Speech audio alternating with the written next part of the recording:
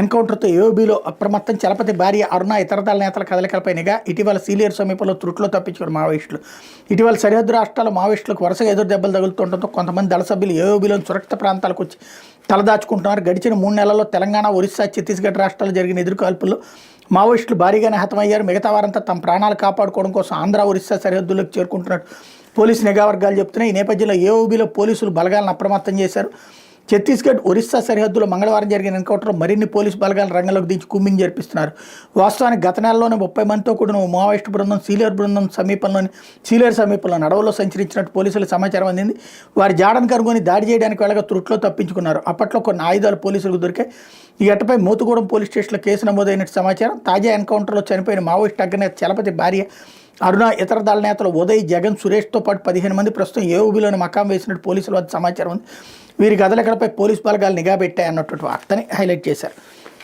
లేకపోతే నరకం చూపిస్తున్నారు, మేము ఇక్కడ ఉండలేం అంటూ